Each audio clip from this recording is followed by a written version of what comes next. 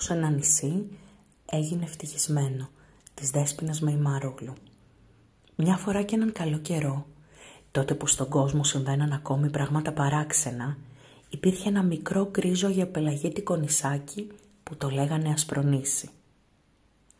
Το άσπρο χωριουδάκι του, σκαρφαλωμένο στα γκρίζα βράχια, έσκυβε με αγάπη και κοίταζε την βαθυγάλανη θάλασσα. Στο Ασπρονήσι δεν υπήρχαν δέντρα ούτε λουλούδια. Οι κάτοικοι του ήταν φτωχοί ψαράδες. Μερικοί ήταν και ναυτικοί και ταξίδευαν σε θάλασσες μακρινές. Στην άκρη του χωριού, σε ένα μικρό γαλάζιο σπίτι με κόκκινα παράθυρα, ζούσε ένας ψαράς με τη γυναίκα του και το κοριτσάκι τους, τη Μαρίνα. Η Μαρίνα δεν είχε αδερφάκια, γι' αυτό περνούσε την ώρα της κάνοντας παρέα με τη μαύρη γατούλα της, την Αναστασία, που την αγαπούσε και την ακολουθούσε παντού. Μια Κυριακή πρωί, νωρίς, η Μαρίνα μαζί με την Αναστασία κατέβηκαν στο μόλο για να παρακολουθήσουν τους ψαράδες που ξεφόρτωναν τα ψάρια από τις στράτες. Το κοριτσάκι τους χαιρέτησε ανάμεσα από τα δίχτυα και κοντοστάθηκε να δει πως μοιράζανε τα πολύχρωμα ψάρια ανάλογα με το είδος και το μέγεθος, σε κάτι μεγάλα πανέρια γεμάτα πάγο, έτοιμα για να τα μεταφέρουν στην αγορά. Η Μαρίνα στάθηκε πίσω από τον πατέρα της και τον κοίτασε που άδειαζε τα ψάρια στα πανέρια. Τι όμορφα ψάρια! Όλοι έτρεχαν να διαλέξουν. Ένας γέρος ψαράς, ο Μπαρμπαϊλίας, πλησίασε τη Μαρίνα και της χάρισε ένα παράξενο πανέμορφο ψαράκι που όμοιό του δεν είχε ξαναδεί. «Τι παράξενο ψάρι», σκέφτηκε το κοριτσάκι. «Σίγουρα θα έφτασε εδώ από πολύ μακριά. Το καημένο θα έχασε το κοπάδι του». Αλλά επειδή αγαπούσε πολύ τη γατούλα της, της το πρόσφερε για μεζέ. Η Αναστασία όλη χαρά άρπαξε το ψαράκι και έτρεξε να το φάει με την ησυχία της στην αυλή του σπιτιού τους, ενώ η Μαρίνα συνέχισε τον κυριακάτικο περίπατό της στο χωριό. Το χωριό τους πάντα φάνταζε ωραίο και καθαρό, αλλά ακόμη πιο όμορφο ήταν τις μέρες της χόλης, με τον ήλιο που χτυπούσε πάνω στους κάτασπρους φρεσκοασβεστομένους τοίχους του. «Τι όμορφο που είναι», σκέφτηκε η Μαρίνα, «όμως σαν κάτι να λείπει».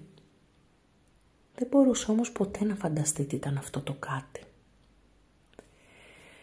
Πολλοί νησιώτες κάναν τον περίπατό τους στα στενά δρομάκια και καθόντουσαν με τους φίλους τους στο καφενείο και αγνάντευαν τη θάλασσα κάνοντας όνειρα.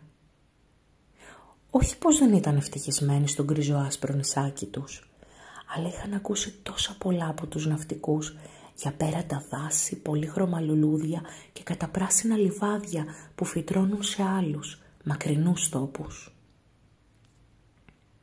Στο δρόμο για το γυρισμό, το κοριτσάκι στάθηκε για λίγο στην εκκλησία του χωριού να προσευχηθεί.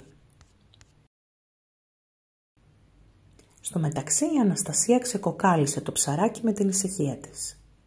Ξάφνου, μέσα από το ψάρι, ξεπήδησε ένας πολύχρωμος σπόρος. Κανείς όμως δεν τον πήρε είδηση και έτσι έμεινε ως το βράδυ στο χώμα της αυλής, ακριβώς έξω από το παράθυρο της Μαρίνας.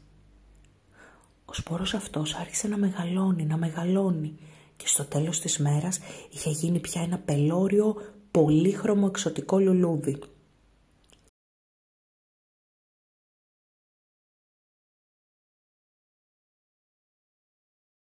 Τη νύχτα, ακόμη και ο βόρειος άνεμος που φυσούσε συχνά στο νησί, τυλίχτηκε με πανέμορφα λουλούδια που πέφτανε στις αυλές και πιάναν αμέσως ρίζα στο χώμα. Η μυρωδιά τους ήταν μαγευτική. Τα πουλιά πετούσαν όλο χαρά, μεταφέροντας λουλούδια από τη μια άκρη στην άλλη.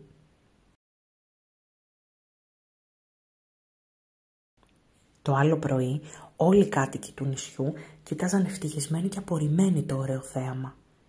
Το όνειρό τους είχε γίνει πραγματικό. Άρχισαν να καλλιεργούν τα λουλούδια και με τα καράβια τους να τα μεταφέρουν σε άλλους τόπους και να τα πουλούν.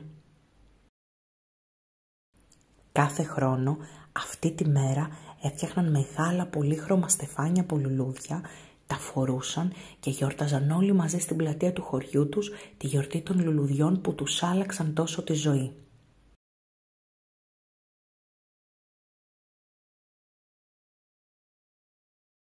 Κανένας όμως ως τώρα δεν έμαθε ότι τα λουλούδια τα έφερε στο νησί ένα παράξενο ψαράκι. Ούτε η Μαρίνα.